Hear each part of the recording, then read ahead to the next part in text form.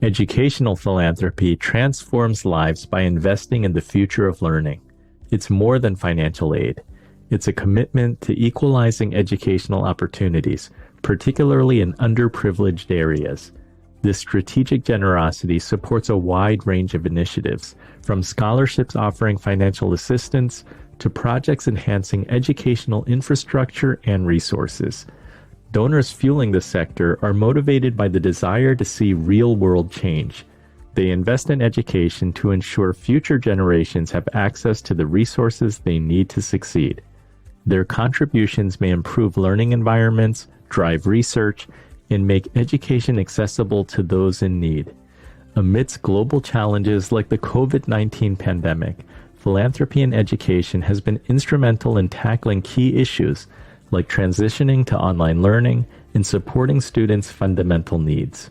Philanthropy in education nurtures potential leaders and innovators, fostering a future where education is a right, not a privilege. It's a visionary step toward a more educated and equitable world.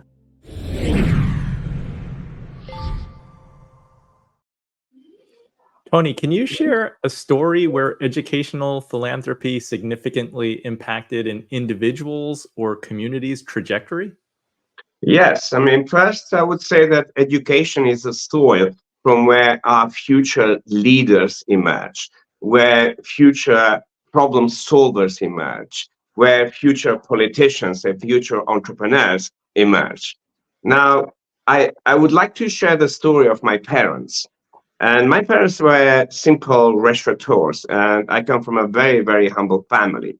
And they worked very hard, but part of that, they were consistently given, both in educational programs, but also they instilled in all of us, especially I've taken that to my heart, the importance of education to bettering our society, bettering the way we live, bettering our communities, bettering diversity, inclusion, but also equality and human rights and forging peace.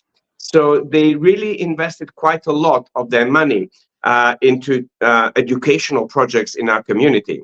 And as a result of that, nowadays, like 30 years down the line, we have doctors, we have scientists, we have quite a lot of famous people. But then also the same investment that they did in me, I now go globally and help clients solve many, many, many, many problems, including like what I've been working with Dr. Garbelli for the 8 years, creating this incredible vision around empowering doctors and helping doctors become future leaders, and then helping and assisting Dr. Garbelli to be a thriving consultant. Now, through all of those, I would say, goals and aims, education is the key. So, through many of the different work that I've done with my clients, the educational part can start not only within the company, but also within the communities in which the companies operate. And thus, actually starting making those shifts, those changes. For instance, if we're looking in any problem in society, whether it's the animals, whether it's the environment, whether it's electricity, whether it's resources, whether it's, for instance, what happened during pandemic, where technology wasn't there to be able to support that kind of lockdown. Education is key. Dr. Garbelli, can you talk about how important is philanthropy in medical education and training the future healthcare leaders? Yes, while I was watching the introduction video, I thought about how grateful I am for having received a medical education in my country, which was heavily supported by the country. My family contributed quite substantially, and that was another gift I received. I see nowadays the paradox of medical education becoming more and more expensive in a lot of our countries, and medical students graduating with very hefty debts that in some cases they struggle to pay back for the rest of their lives, especially when they have to face initial salaries that are quite low. I don't know if you heard through the news, our junior doctor colleagues have been continuously striking to try and get an increase in their salaries, and we've been supporting them by covering their shifts in the hospital, and that's what I've been doing for the last few nights in my own hospital. I think education is paramount, and it's also important that access to education is kept free and equal. There is a risk that countries are starting to compete for example, for educated people, and there's a global problem of migration, which can enrich a country with a lot of new ideas and freshly educated brains, but deprives the country of origin from benefiting from all that education has been given. Mm-hmm. Vicky, can you discuss any initiatives by the Humane League that focus on educating the next generation about animal rights and environmental conservation? Yes, we have our change makers who are passionate volunteers that we train and empower to go out into the communities and help people take the actions to make the change we want to see in the world. So that might be helping with a protest, organizing an action party where people can come and take actions digitally for our campaigns.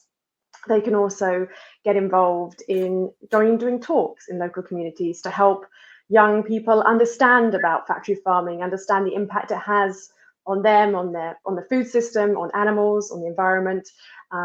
Most recently, Bo, our senior regional organizing manager, just did a talk at a university here in San Diego, talking with students about how they can get involved and understanding the complexity of factory farming and how much there is to do to dismantle it.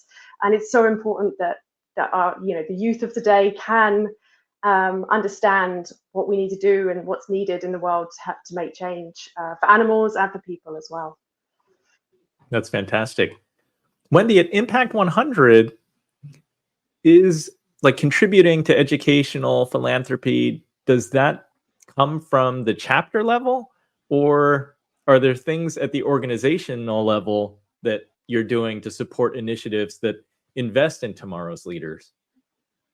That's a great question, Andy. All of the giving, all the philanthropy comes from the chapter level, but it's all based on the model, and we share the model across all of these communities in 4 countries. And the reason that education is one of our 5 focused areas is because, as you all have said, it's vital.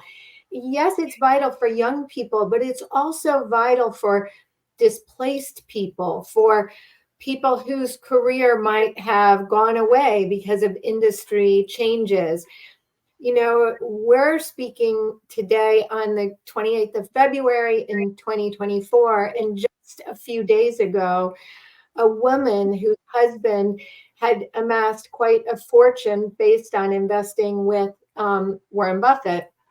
And he said to her before he passed, "Do what you think is best." And this woman had been a professor at a medical school. And she recently made headlines for all the right reasons, because she donated $1 billion so that this medical school would have free tuition in perpetuity. So this is sort of combining your last topic about legacy giving and endowments, along with how that transforms education. It was a packed auditorium. You could see students of every age and race and gender just so relieved, tears coming out of their eyes, because it would mean they wouldn't have to go into this incredible debt in order to serve society with their skills and their knowledge. So whether you're funding education at the preschool level, the elementary, all the way up through college, medical school, and beyond, education is the unifying lever that can really lift us all out of poverty, out of fear, and into a self-sufficient and contributing, rewarding life. It's hard to think of any other thing in our society that has the power to make such a profound difference universally. Absolutely. Yes, that's why we see so many immigrant families all over the world and emphasizing education as a way to lift the entire family up for the next generation and for their futures.